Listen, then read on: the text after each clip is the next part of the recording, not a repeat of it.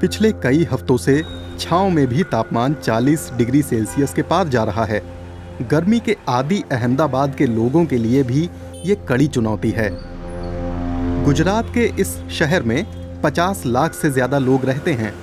अन्य जगहों की तरह यहाँ भी सबसे ज्यादा मार शहर के गरीब इलाकों पर पड़ती है, जैसे यहाँ अमराईवाड़ी में। बीते दशकों में मौसम से होने वाली तकलीफें बहुत बढ़ी हैं और इस साल तो धूप घातक बनी हुई है।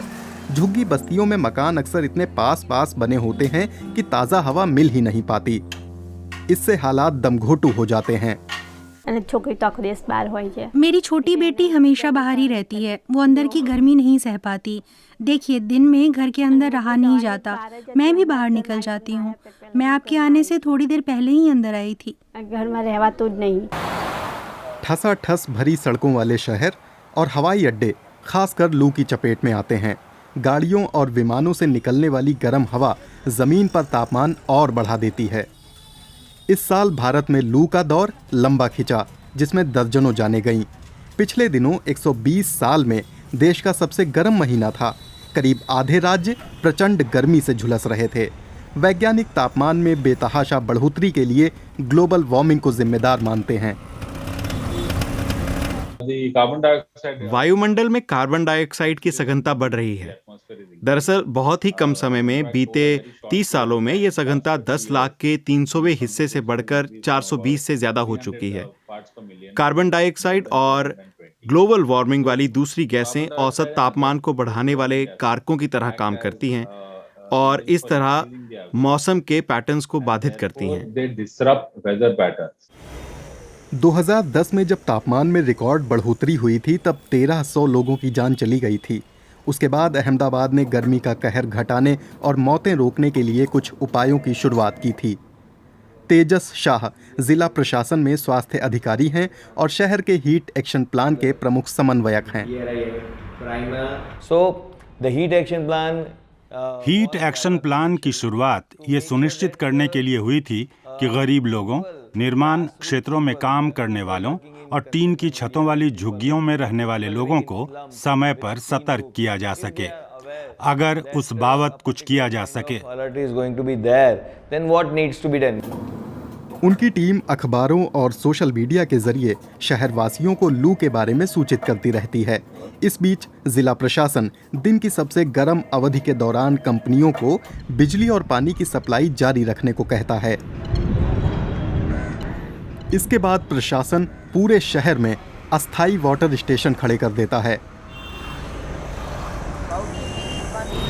पार्क भी खुले रखे जाते हैं ताकि लोगों को कहीं छांव के नीचे राहत मिल सके। इस सिस्टम में चिकित्सा सुविधाएं भी शामिल हैं।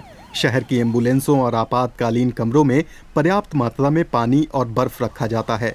पानी की कमी के शिकार लोगों के लिए भी खास इंतजाम रहते हैं।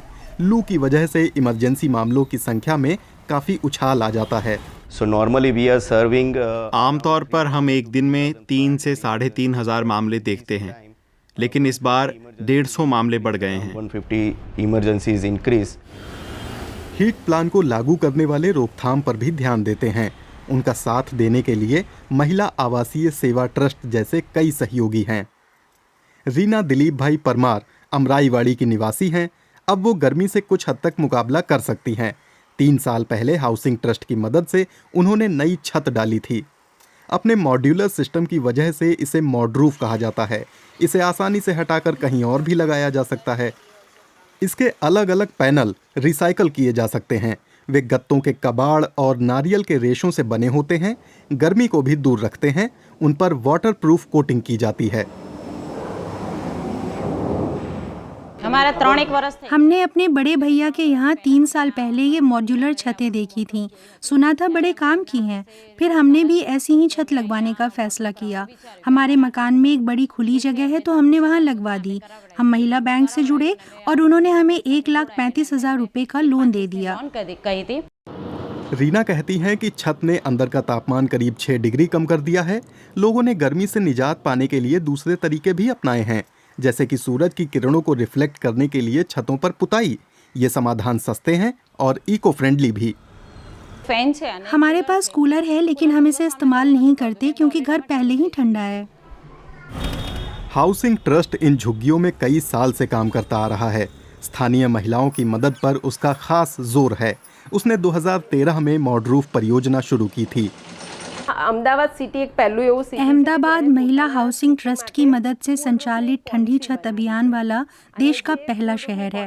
अभी ये अपने शुरुआती चरण में है। આ ચારેય डिस्ट्रिक्ट एडमिनिस्ट्रेशन और उसके सहयोगियों ने ये नीति बनाई है जो कुछ समय बाद पूरी तरह अमल में आ जाएगी। ઇમ્પ્લિમેન્ટેશન પણ ડેફિનેટલી થશે।